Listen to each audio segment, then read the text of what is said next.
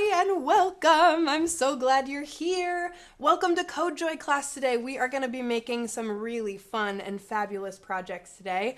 My name is Kelsey. I am the host and one of the teachers here on CodeJoy today, and this is Matt. Hi, Matt.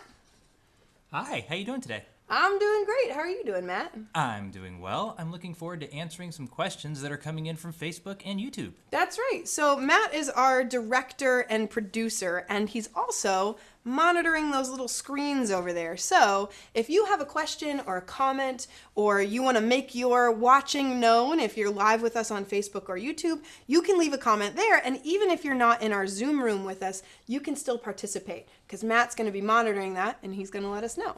So you know me, you know Matt, but we're not the only people here. There are actually quite a few people joining us on Zoom today as learners. Let's cancel our spotlight so we can see everybody. Everybody want to wave hi?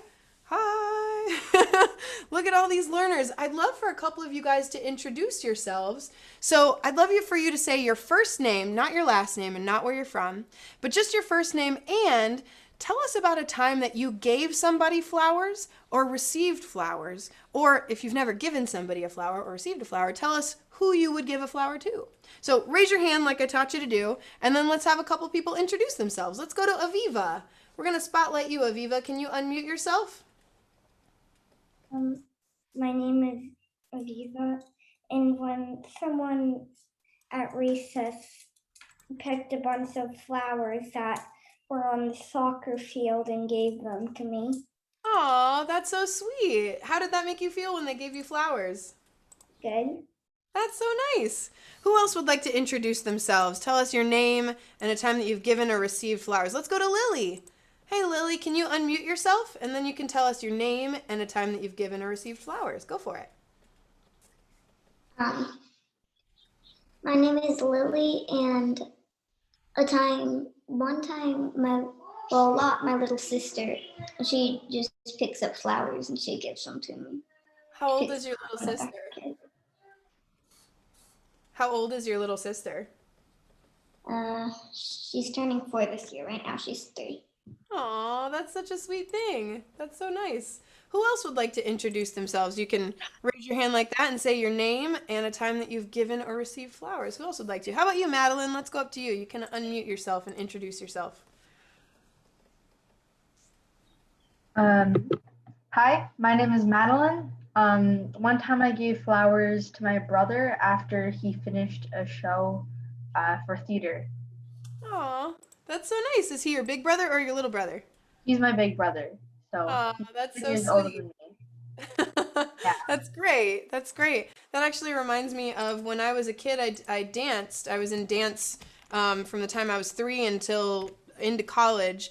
And every year at my recital, at the end of the year, my mom would bring me roses, actually. And she would bring me 1 rose for every year that I had been dancing. So when I was little, it was like 1 rose and then 2 roses. And then by the time I was older, she was like, listen, this is getting expensive. We're gonna have to put a cap on it. The thought's there. And I was like, you're right. Thanks, Mom. Love you. Does anybody else want to introduce themselves with their name and the time that they've given or received flowers? Let's go to Glenn. Can you unmute yourself, Glenn?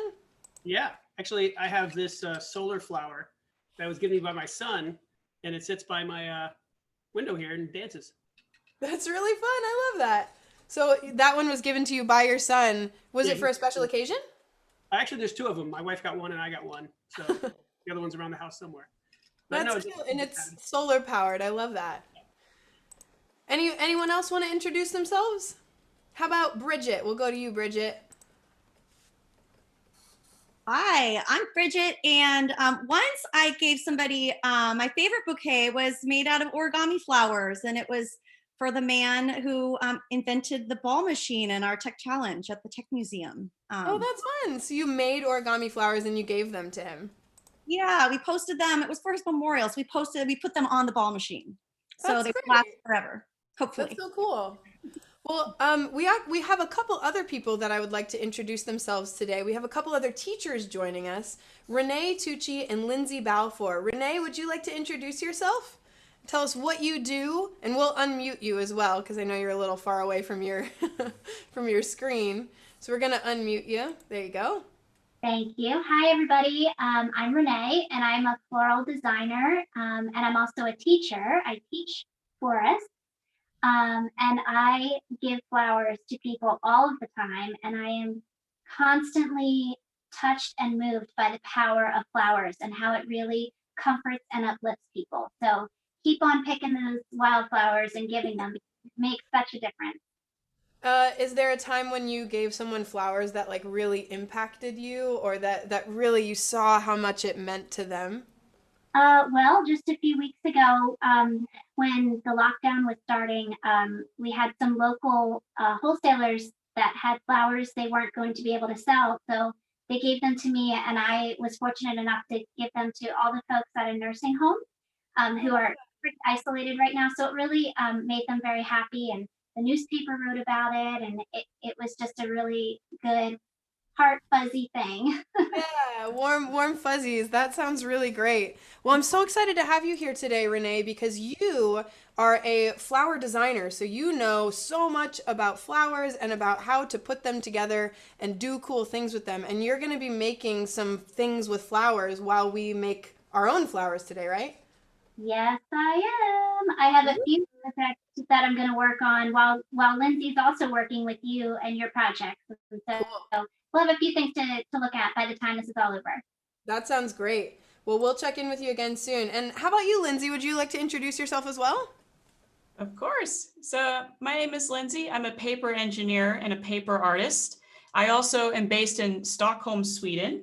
So I am here to bring you today some paper art with flowers, but I also like making animals and creatures and putting them on display. And I love actually experimenting with all types of paper. So construction paper, tissue paper, Tyvek, even brown bag paper. So Yeah. paper is like my favorite material. We all have things that we geek on, and Lindsay geeks on paper, and I love that about her, among many other things. So we're going to be exploring roses today in our on Tuesday during our paper flower class. We kind of explored all kinds of different flowers, and it was all about this theme of organic. That flowers are organic. They're alive and they grow and they change. And that can be kind of like our art process as well. So you can have an organic art process, which Lindsay introduced me to. A lot of times when we think about origami, we think about like, oh, it's very step by step. You do this, then you do this. But how Lindsay works with paper is a very organic process. She like rolls something and, ooh, that looks cool. And then she'll spiral something. Oh, that looks cool. And then she'll build on that. And it's just fascinating to watch her work with this sort of, with this medium in a really organic way. But today, our theme is going to be all about structure, which is not the opposite of organic at all. It's really similar. So we're going to be thinking about the structure of roses. And so I brought a rose from home. I'm a little embarrassed, because it's a sort of sad plant. I'm not very good at plants. I really feel that I'm just torturing this by keeping it alive at this point. It's just a slow death. But if I go to my top down here, we can see that it's got one lonely rose on it. I'll refocus it a little bit so that you can see that better. There we go. It's got one lonely little rose on it because I have systematically killed the rest of them. So I've got one rose that I'm growing, and I would love to take that rose apart to look at the structure of a rose, but it's my last one. So I wondered, actually, Renee, it looked like you had a bunch of roses. Could you bring a rose really close to your camera? Maybe even step around and bring it up there and take it apart for us, because I want to learn how this thing is put together. And while you do that, one last thing, sorry. For the people at home and for the people on Zoom, start to go around your house and grab different kinds of paper. So that's what we're going to be working with today. So grab printer paper and construction paper and newspaper and tissue paper and wrapping paper and whatever you got that's kinds of paper. Grab some paper, scissors, and tape. That's all we really need today. Maybe a pencil or some markers to draw with. But go gather that. And Renee, let's go back to you. Can we take a look at this rose? I want to see how it's put together. Yes. So this is a standard single florist rose. So when you order a dozen roses or a single rose, this is what you get, something that looks like this. It's got lots and lots and lots of petals inside of it. And you can do things like pluck single petals off of it, which florists do often because sometimes these outer petals get damaged in transport from the growers, from the fields to the florist. So sometimes we pluck those out. This rose, I'm actually going to completely cut in half. Oh my gosh. I know, it's okay. I believe in you, but I'm like worried. I see Lily's mouth is like, oh, that's great. But once I do that, see the inside of it? It Yeah. really shows the different layers, all the different petals that are in there. Mm-hmm. Another way we can show that is actually I have a pretty bloomed out rose here. So this is another variety. There are lots and lots and lots of varieties. This is another variety, tons of petals, really beautiful open bloom. And so we're actually just going to take this and rock it. If you're real quiet, you might be able to hear it kind of snap off the stem. I'm going to rock it. Did you hear that? Could you hear all the petals breaking? I did. It sounded like breaking celery or perhaps a breaking bone or something. Yeah. So we just kind of rock it off of its stem, and that exposes the inside of the rose, which these are all the seeds for the. Oh. I've never really thought of a rose as having seeds before, but that totally makes sense that it has seeds. Oh yes, these are the seeds, and this is there's little anthers in here, and this is what the breeders use to pollinate new roses when they're trying to develop new roses. And so once you've rocked a rose off of its stem, then you've got all these beautiful petals, loads and loads of beautiful petals. And this is one of my favorite things to do. Is just let the petals fall. I like to throw them at people and surprise them with a petal shower. It's one of my signatures. Yeah, much more ecologically friendly than a glitter bomb, right? Because that's like not good for the environment, we've learned. But like rose petals, totally okay to do that. Plus they're nice and soft. Nothing hurts about a rose petal. Don't throw the thorns, maybe. Just throw the rose. So now that we've kind of looked at a rose a little bit, and we're going to learn more about them as we go as well, but I'd love to check in with Lindsay because Lindsay has a design for a paper rose that I'd love for her to show you. Absolutely. So I'm going to switch my camera so you can see my hands and my workspace. Perfect. So Okay. once Lindsay shows you this design too, feel free to just start making. And if your first one doesn't turn out great, that's okay, because I'm going to show you my first one. It's not great. So I'm going to kind of show you 3 different kind of rose designs that I create, just actually starting mostly from the paper before actually doing a preview of how I build them. So I wanted to show some materials that I found around my household. So like this material here, this is kind of like basically a lunch bag. And this is actually one of my favorite kinds of material because it has like a nice thickness, but it also is really easy to sculpt with my hands. So I can actually kind of make patterns this way, like even just making these nice curves if I want to. It actually can also retain its shape really well. So it doesn't really, it's not too flimsy or weak. And it's really nice to sculpt with, especially when you're using your hands.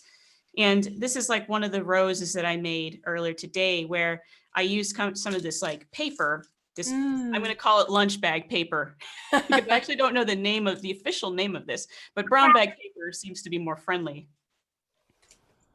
And what I like about it is that when I kind of cut the petals, so I actually cut like multiple petals and I just kind of glued them and folded them over with my hands like this. Yeah. And of course, as you can see, it starts to retain its shape. Yeah. Really nicely. I'd love to go back to Renee for a second since you did that. Renee, you were showing us something on Tuesday that you can do that with roses too. You can like invert the petal because the petal has a structure. Our word of the day is structure. So petals have a structure and you can play with that a little bit. Can you show us on one of the things there? Absolutely. So because the petals have a curve to them, you can actually almost pop them backwards on themselves so that it's called reflexing is the technical term. So you take your finger and your thumb and you pinch the petal right where it meets the head of the rose, and the petal stays connected to the rose itself, but it just opens up and pops open and starts to get that really frilly kind of skirt appearance. Yeah. Let me go to gallery view really quick because you've heard a little bit from Lindsay, you've heard a little bit from Renee, and you can start making your own sort of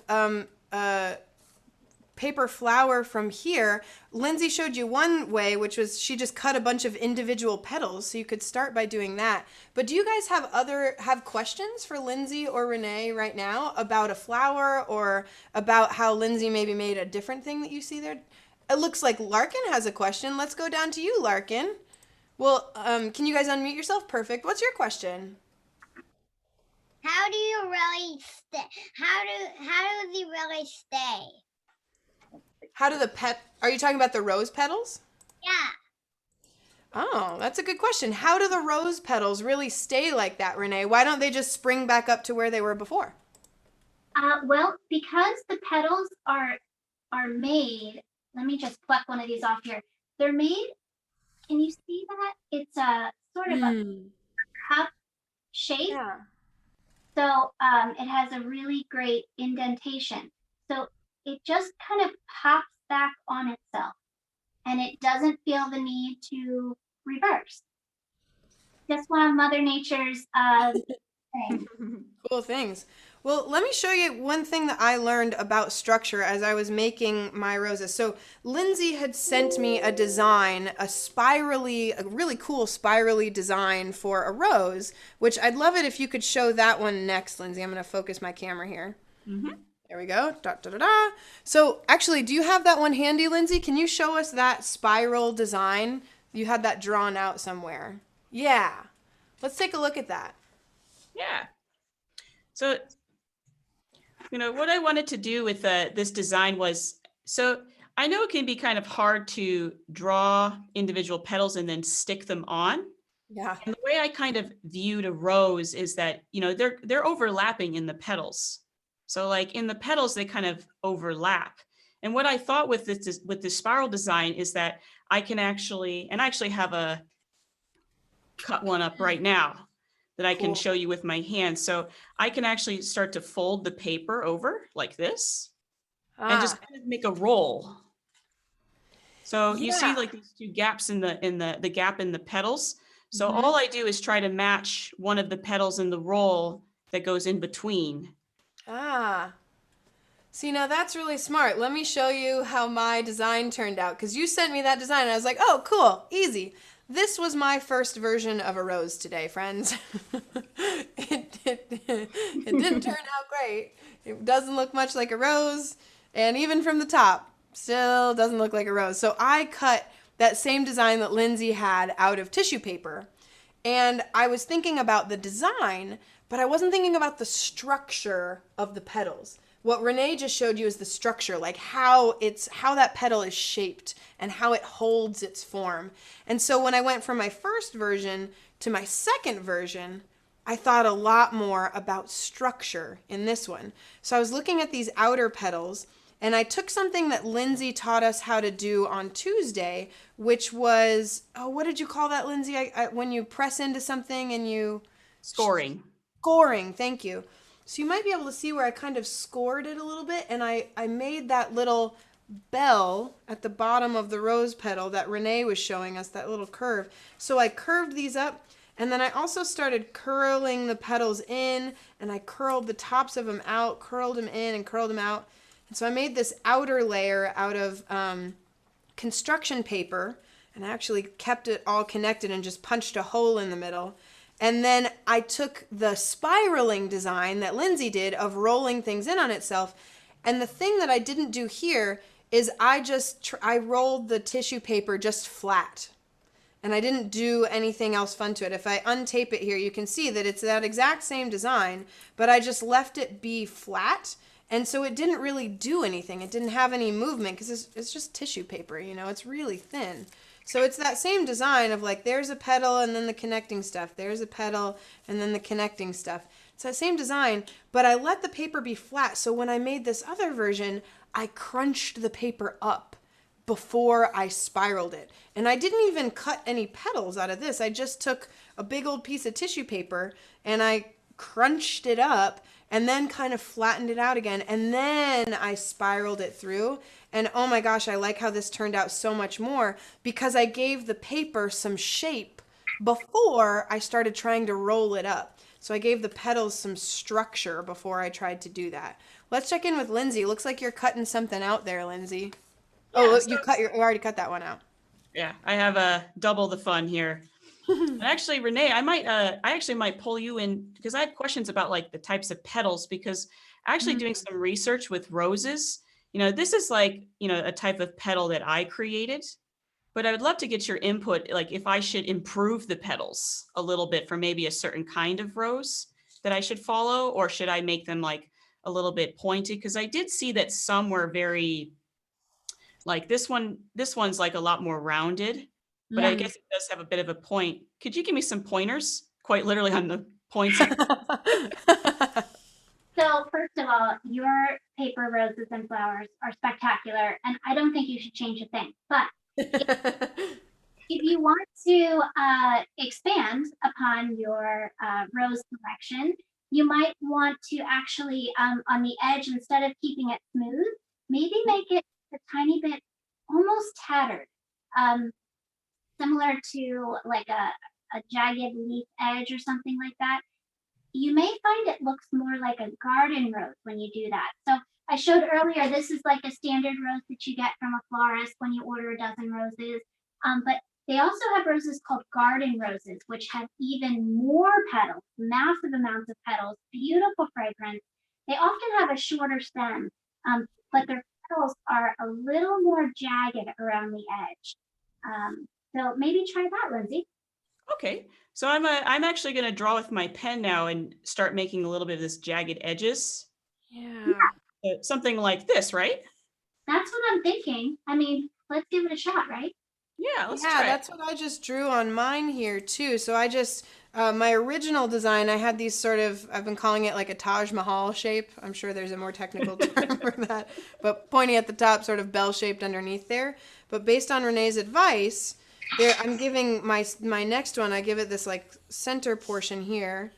And then I'm going to make these a little bit more jagged around the edges to make it more like a garden rose. We actually have a cool picture of different kinds of roses. Matt, can you bring some of those pictures up that we have of the different kinds of roses? Absolutely. Let's take a look. Oh, look at those. And those are garden roses. So you can see some of them are smooth, but some do have a little bit of a almost torn looking or jaggedy-ish edge, if that's a word. It is. I was an English major in college. That means I get to mix up words. So, yes, I've decided. But it gives a very antique look too. It's like not shiny, sort of old and worn. I love these designs because, I guess when I was first thinking of roses, I did think of like the very classic ruby is red roses. Oh, Lily, do you have a question? Let's go to Lily. Did you have a question up there, Lily? Yes. What's your question? I just wanted to ask Renee, how many flowers are there in the world? Oh my goodness, that is a great question. And I wish I knew the answer to it. There are more than you could ever imagine. There are so many flowers, which means there's no possibility that you would get bored of them, right? Because there's so many different to play with and learn about and garden with and design with and loads of flowers. Great question. What a great question. How about roses specifically? I guess I always think of like red roses too, but on Tuesday, Jen in her dining room, they had this bunch of roses that they had just found in their neighborhood, because where they live, there are a bunch of roses in their neighborhood, and those were all different colors. So roses aren't just red, right? They're all different colors and shapes of roses. I was doing some research last night and found that there were a couple different sites said that there were like over 300 different kinds of roses or species of roses.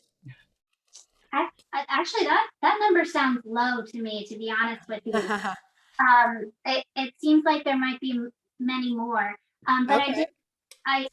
There are tons of of roses in just about every color.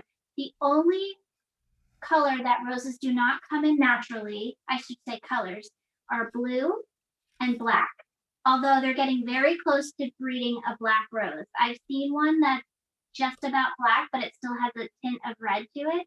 And they'll often dye a rose to get it to become a color that people want, like blue. How do you dye a rose? I feel like that's like from Alice in Wonderland, like painting the roses red, painting the rose red. Good question, and it's something actually, kids, maybe some of our kids have done this before, and it's often done this time of year with daffodils or white carnations.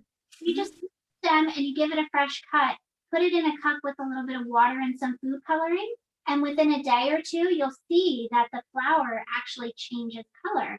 You can almost watch the water uptake come up the stem and see how the flower itself changes color. It starts on the edges and then it fades into the center and it gets more and more colorful as the days go on. When it comes to a more industrial kind of dyeing a rose for a customer, that's a much more in-depth process, but it's the same procedure. It's just making the rose drink colored water, essentially. When it gets up to the top, it changes the color. That is really cool. I've never dyed a flower before, but I feel like I really, really want to. I really want to try dyeing a flower. Start with something white and use the dark color like blue, and you'll see it happens pretty quickly. Ooh, that's cool. So let me show you what I'm doing with my petals here, and then I want to check in with Lindsay. I did kind of a jagged top, like you were talking about, and then to give it some structure before I add any of the center petals. So something that I learned too last night about roses is that all roses have like 5 petals that come off of the center, and then they have layers and layers of 5 petals. Is that right, Renee? You know what? I have not heard that, but sounds good to me. Disclaimer, read it on the internet somewhere, but there's a lot of like mythology around like the 5 petals of a rose. I know I've read about it in different books and things like that, so I'm like 75% confident that that's true. But to give my petals a little bit of structure, I'm like rolling the sides in a little bit so that they'll be a little bit rounded, and I'm rolling the top back a little bit. So I guess I'm kind of wishing that I had given these a little bit more of a bell on top. So I might actually do that with my scissors right now. Give it a little bit more of a kind of depth so that I can roll it a little bit more in my fingers. So that I can roll the top back a little bit, like so, to give that a little bit of structure. I have a suggestion for that. Yeah, please, Lindsay, please. Yeah, so if you want to like roll the top, another suggestion I have, although it can be a little tricky, is trying to use a rounded object like a pencil. Lollipop sticks are absolutely wonderful for that, although I conveniently do not have one, but those are really nice for, rolling around a little bit in your hand as well, because it was like an instant curl that, even though the pencil, even though it's not as round, it's basically a hexagon shape. Yeah, it's a hexagon. So it did make a little bit of these lines, but as you can see, when I just roll it really ever so slightly against the grains of the pencil, it makes these curves. I'm loving how that looks, Lindsay. That looks so cool. And Lindsay, we actually had a question on Facebook. Jason is wondering or would like to see some more use of color in some of these crafts. And I'm looking over to the right side of the screen, and I could see that you've got a few different color paper that you're using. So if you could maybe talk about the different color choices that you're using. Yeah, so some of the colors I was using the tissue paper for pink, although I have a very large surplus of different colors. So, these actually examples here are my pink tissue paper rose designs using a green straw. I actually have an endless supply of straws in my household, which is very convenient for stems as well. Yeah. And I also have like this white flower because my mother actually really loves white roses. So this would be my preferred choice of gift for my mother. And then I have this blue rose that I made from Tuesday. It's a little bit, as Renee has mentioned, the terminology was fantasy flower. Yeah.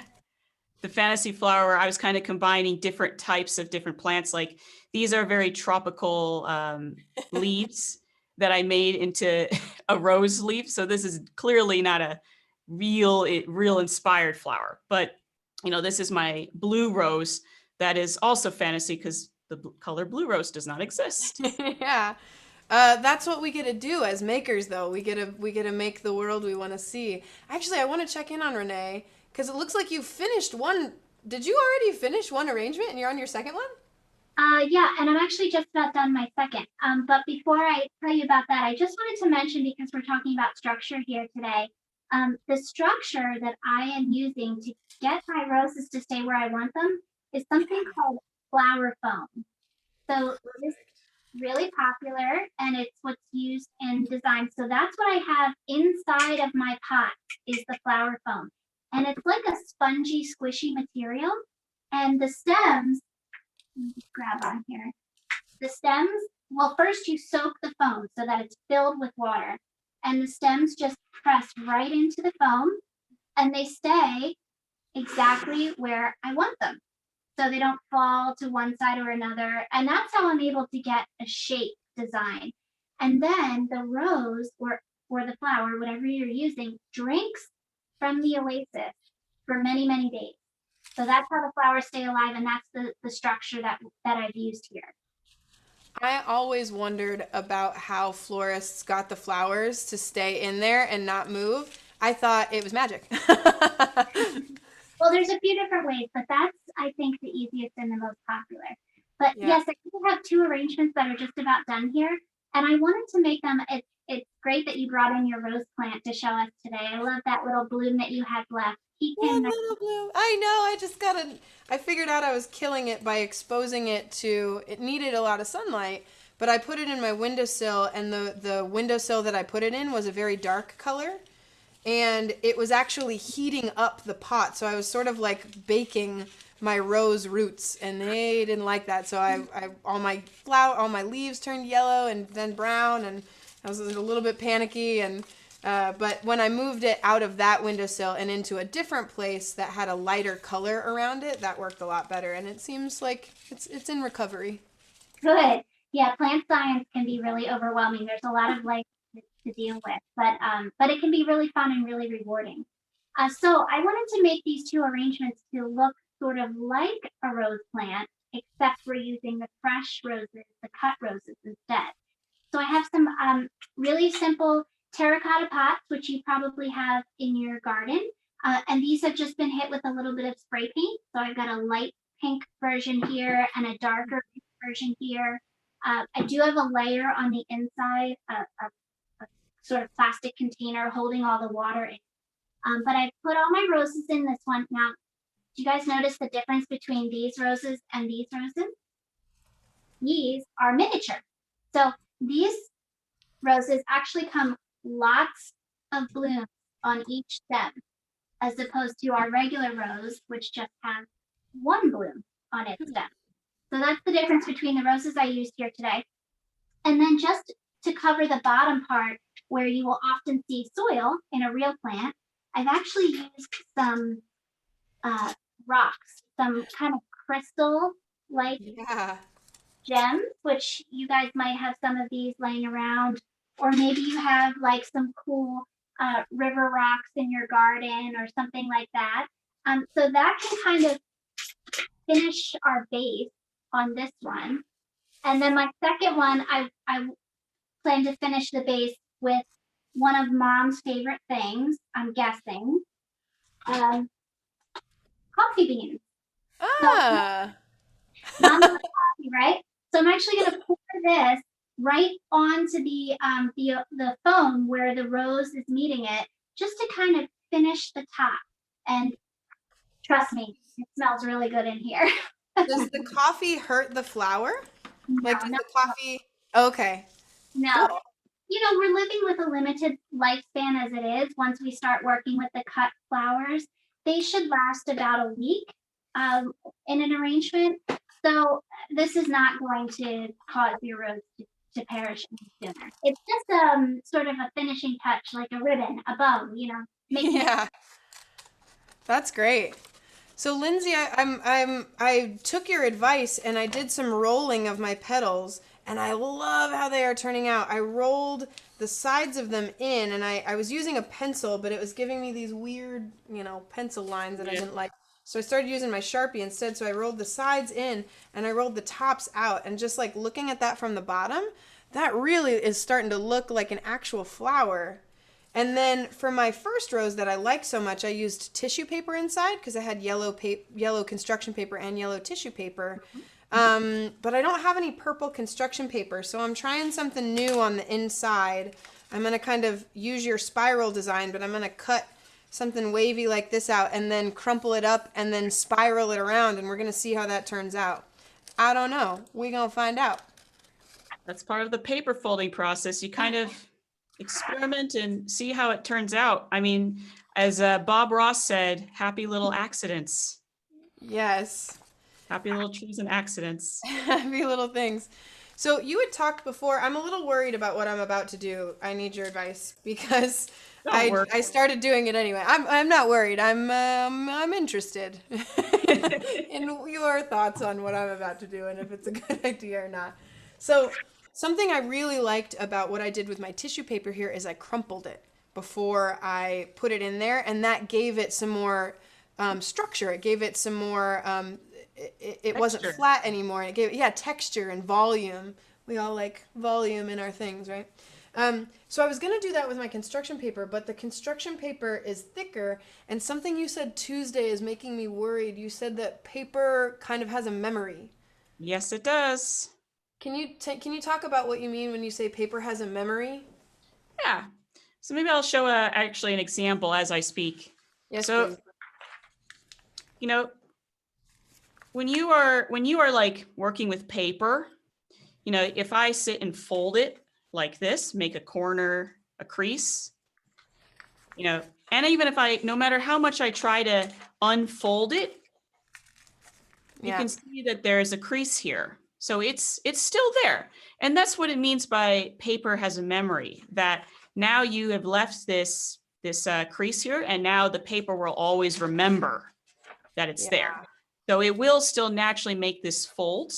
And, you can choose to, again, smooth it out, but it'll always be there. And that's kind of the nice thing about with the paper flowers too, that these tiny little creases are actually kind of helping, make it become more real.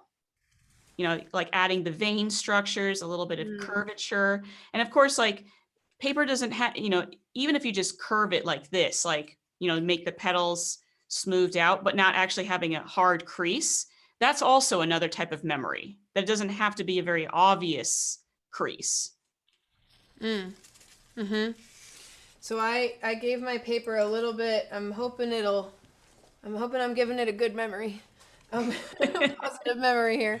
Okay, so I gave it some crumpliness to give it a little bit of volume, and then I'm gonna kind of just gently and sort of messily sort of curve it around a little bit and kind of give it as much space as I can in there. And I don't want that to poke out, so as I work here, I'm experimenting as I go here. I'm not loving how the center is poking up. I think I want it to be a little bit more flat, but I can always go back in with my scissors. And I'm kind of giving it a little spiraliness here. I'm not loving everything about this. We'll see how it goes. Maybe a paper that's a little bit softer would work a little better, like lunch bag paper. I know. I'm like limited in what I got around here. That's fair. I'm about to come check in. Oh, I kind of like that. I curled it and then I crumpled it a little bit, and then I can snip this center thing off. It's like we meant it. It's like we meant to do that, right, friends? Okay, there we go. Okay, I'm kind of liking how that's looking from the top, because that's going to go in the center here. I think I just need more of that. So I'm going to grab a rubber band maybe to hold it there while I make another layer of it. And maybe in about 3 or so minutes, I'd love to check in on people and see how your designs are going. And when we do, a technique that I really like when we're sharing is, as people are sharing, start to think in your head, what's a question you have about someone else's work? And what's a thing that you like about someone else's work? Because I'd love to give each other a little bit of feedback too as we go here, of like, how did you do that, Gemma? Or, oh, Larkin, I really like how you did that with your design, things like that. So as we start to share in a couple minutes, start to think of questions you have about other people's artwork and things that you like about other people's artwork too. And Kelsey. Yeah. Speaking of things that people like about other people's artwork, a lot of Renee's tips are lighting up social media. So people are loving the coffee beans inside of the rose plant. And somebody actually noted that you've got some ice cream cones behind you. Oh, I do. Thank you for noticing. So I just took a regular sugar cone here, and some of those miniature roses that we used here, I have them in yellow, and I just dropped them into the top of the cone. So it's making our ice cream. The only thing it's missing is Jimmy. what? The only thing it's missing are the sprinkles or the Jimmy. Yeah. I like that. That's great. What are you working on now? You're working on a third thing. It looks like it's all petals. It's like oops, all berries, but it's like oops, all petals. What is that? Okay, so I showed you earlier how we could rock a rose off the stem and get all the petals loose. And so what I'm doing is making a frankenflower, which I like better than fantasy flower. I'm actually gluing all the roses back together, but in a multicolor situation. So I left this exposed so you could see this is actually a paper plate that I've cut the edge off of, and I've just used some florist wire here to kind of build a stem that I've taped onto the bottom. And there's actually florist glue, believe it or not. It's glue that is really great it works well for flowers. It's by a company called Smithers Oasis. It's floral adhesive. And so I started with the outside of my plate. I did a bead of glue and then a layer of petals. And then in a step, I did a bead of glue and a layer of petals. And so I'm working my way into the center, and then I'm actually my center is going to be a regular rose, and then it will build out into the multi-petal situation. Wow, look at all those petals on there. That is really cool. Looks like you might be being really intentional about color too, of like you're putting like lighter ones on the inside and a little bit darker ones on the outside. You are very good. Yes, that's exactly what I'm doing. And that color scheme where you fade from dark to light or light to dark is called ombre, O-M-B-R-E. Ah, ombre. I think I did that once to my hair back in like 2012. I have a question for you. Oh, So I'm about to do something crazy with my rose where I just want to combine two colors together. Not crazy. And I mean, do you think any rose, my camera went a little blurry for a second, but is there any natural flower out there that actually has two colors, like in the petals? Yes. Like you would see. Yes, a lot of them. In fact, the one that I'm using is, they would call it, in the industry, we would call it a bicolor or a two-tone. Hopefully you can see, I'm sorry, my writing might not be great, but the inner part of the petal it fades to white and the outer part is darker. So Okay. Go for it. Do it. is it usually that way where it ombres where the inside is lighter and the outside is darker? Is that normal? Not always. So here's an example of the rose that I broke earlier, and you can, that's straight one color all the way down. Yep. As opposed to the lighter one that I have here, that is lighter in the center and gets darker on the tip. Yeah. Okay. So what are you gonna do with yours, Lindsay? I see you're cutting things now. What's your plan with yours? Well, I'm going to like layer it. So I'm going to start with the white in the center, which that's pretty convenient, actually. And, I'm going to have like the pink kind of come out. And I wish I actually had multiple shades of pink, because then I would do a slow ombre from the white with like a very light pink. Actually, if I actually had thought of it, I would have actually brought my watercolors out, because I think adding a touch of watercolor to the tissue paper would be a really nice effect, especially for the ombre. Because I mean, there are some flowers out there that on each petals, they might have like a little bit of blue, or I'm sorry, not blue, a little bit of like yellows, or like on the edges. Oh, there's lots of speckled flowers. Lots of speckled flowers. Could you add the watercolor after the roses together if you're careful? Yeah, just like a little bit, like as long as the brush is not too saturated, like you want to like have like just a drop of the watercolor in there. And as long as you maybe even just dry it upside down, so the water can drip down and the paper doesn't like fall down, because it might get weight because it's heavy with the water, and maybe just ruins the wrinkles and the sculpture and the structure you just made. But it is very possible. That's a pro and something I would definitely do wrong, is have it right side up and have it completely ruin my rose. So that's a good tip. It's a really good tip. Well, I'm almost finished with my rose here, and I'm really loving how it's turning out with this like spiraling, crunchy stuff in the middle, and then these 5 petals that I made. I sliced a little hole. I just kind of cut an X in the bottom here, and then I put my layers of petals that are starting to come apart, but that's okay. It's organic. It's organic and structured together. Ah, amazing. And so now it's around petal 1, and then petal 2, and then petal 3, petal 4, petal 5. There we go. And so that looks like a rose to me. That's so exciting. A Nice beautiful purple rose. Yeah, I love the spiral pattern that you taught me, Lindsay, with the structure that you taught me, Renee, about how the base of it is sort of bell shaped. And I think I'm just gonna add a little like tack of tape onto each of the outer petals, and then I'll have a second rose. So now I'm well on my way to having a rose bouquet with some yellow roses and some purple roses and whatever other colors of paper I find roses. And I see if we go to gallery view, we can cancel my spotlight and take a look at everybody.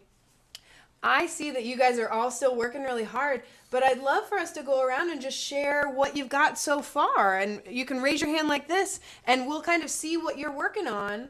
And we can all ask some questions and say things we like. Let's go to Aviva first. What are you working on, Aviva? I have 3 flowers. One I made yesterday. This one I made yesterday. Or I love that one from yesterday with the dots. Tuesday. And then I have these 2. Oh gosh, I really love them. I love the layering of the colors and the patterns that you do. It's really beautiful, Aviva. I call this one And I the had a question, Starfish. Aviva. Yes. That's cool. It sounds like Matt had a quick question. What's your question, Matt? How did you get the different layers to stick together? For some that were just flopping down, I used a little bit of hot glue, but the other ones I just had this stem poke through all of them. And then Smart. there's more stem at the top with all of them. This one I covered with a little bit of paper. That's cool. That looks great. Who else wants to share what they're working on? Nice job, Aviva. Anybody else want to share? It looks like Glenn does. Let me come down to you, Glenn. You want to unmute yourself? Yeah, so I'm learning that, can you hear me now? I'm learning that this is pretty difficult. This is, I started with some magazine cards and doing this there. And I was actually, the spiral pattern that Lindsay did, I tried to copy that, the distance between the petals and just trying to roll it together. I was doing it to where, for some reason, all my petals would always line up right behind the other one. So oh no, it definitely shows skill to get it done. But I had one experiment where I just cut up a Post-it note pack because I figured they're all individual petals, and the Post-it note already has a sticky bit. So now I'm going to see if I can actually just kind of use the stickiness of a Post-it note to make all the different petals around.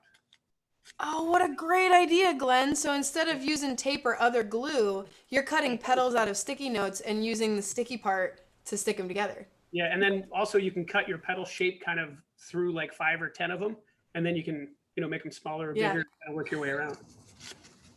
So yeah. It's very, very modular thinking, like making it easy to recreate. That's some smart thinking there, Glenn. Nice idea. Really cool design. Who else wants to show off what they've been working on? Looks like Lily does. I want to come to Lily. Can you unmute yourself, Lily? So far, I've been trying to get my rows together. I'm about to start a different color for a different layer. And I agree that it is very hard to do this.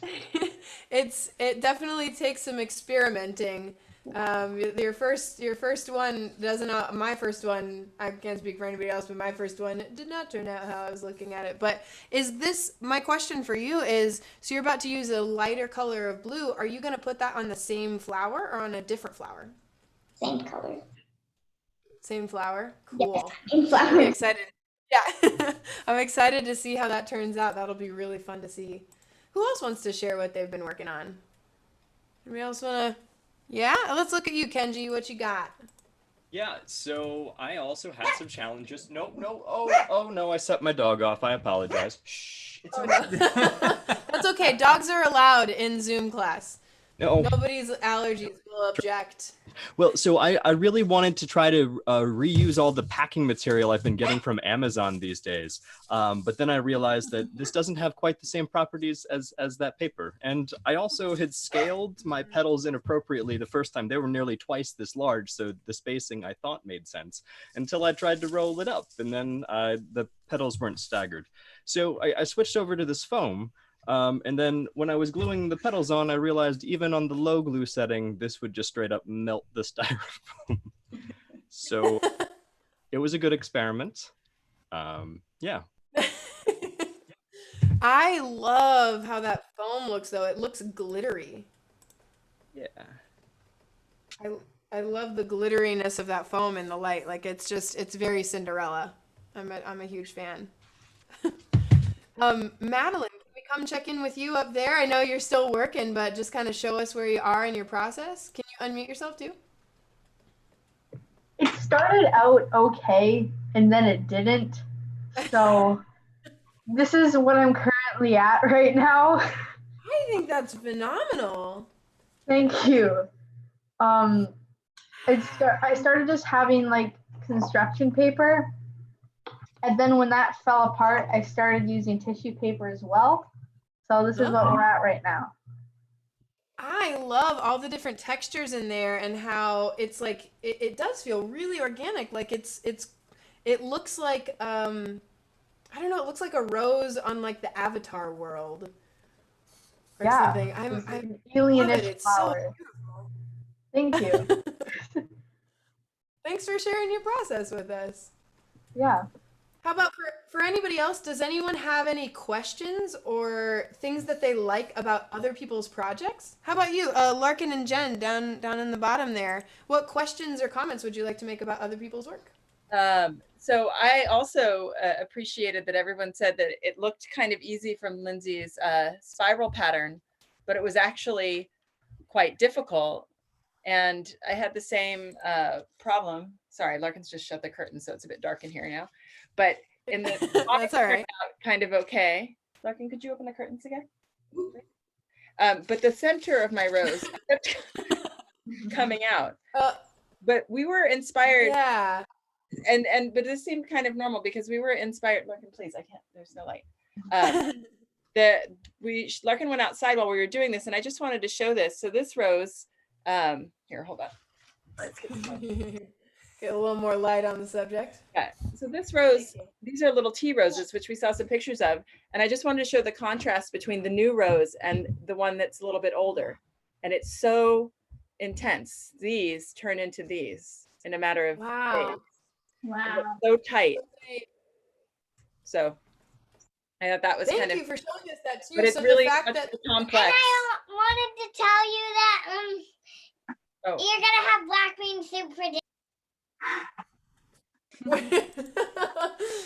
That was so informative though, Jen, just like looking at the way that the center was kind of falling out of your rose, which is actually, as it turns out, super normal for tea roses. They kind of explode as after a couple days. So what you did was actually very organic. That's really cool. And mimics how the structure changes of a organic rose over time too. How about you, Bridget? Let's check in on you.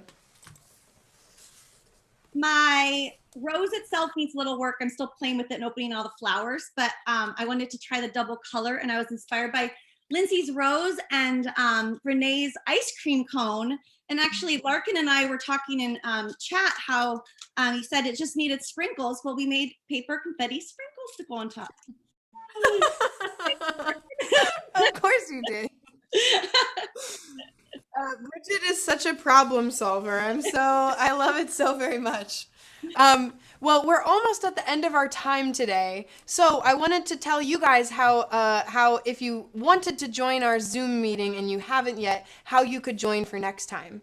So we are CodeJoy. We're an online learning and teaching platform and classroom. Kind of get things out of the way here. Here we go. So we're CodeJoy. So if you want to learn more about what we do and check out some of our other classes, you can go to our website, codejoyedu.com. And if you liked what we did here, we are doing everything that all the classes we're doing totally for free. So we could really use your support. So if you wanted to visit the contribute page of our website, we would really appreciate that. Or another way you could help us out is we're on Twitter. So you could tag me or Matt or CodeJoy on Twitter. And we would really appreciate that because that helps boost what we're doing. Even if it's a picture of what you made today or, wow, I really loved watching or whatever that is, you can share that out there. Or if you have any questions about anything, you can always email me as well, kelsey@codejoyedu.com. And I've misplaced my cardboard for it, but the hashtag for Maker Camp, so I'll do it on the back here. The hashtag for Maker Camp is #MakeTogether. So as you're making things in Family Maker Camp, make sure you use that hashtag #MakeTogether to share out what you're doing on social media. And they're on Facebook and Instagram, all the different places. We're just on Twitter. But I'd love for Lindsay and Renee for you guys to share your websites or Twitter handles if you've got them, so that people can check in with what you're doing. Let's go to you, Lindsay. And do you want to show us the rose in the state that it is, and then share where people can find out more about you? Oh, I love that. Thank you also to Renee for the advice as well on improving my rose florist future career. But my website is, you can find me at lindsaybalfour.com. I'm also on Twitter, Makey Lindsay. Those are my two main sites that you can find more information. Thank you so much for joining us today, Lindsay. I've never done this much with paper before, and I'm just so inspired by, it doesn't have to be perfect. You can just kind of play and find something in the play. I love that approach. Thank you. All right, let's go to you, Renee. Thank you so much for joining us today. Look at these amazing roses. Yeah, it was really fun. Thanks so much for having me, everyone. You can find my website is my name, reneetucci.com, and I'm also on Instagram, Renee Tucci. So if you like flowers, you'll love to follow it. Yeah, it sounds like you might have your a special friend with you there too. I think I heard them in the background. Is Bella around? Bella she's being wanted on the camera. We can see if we can get her back in here.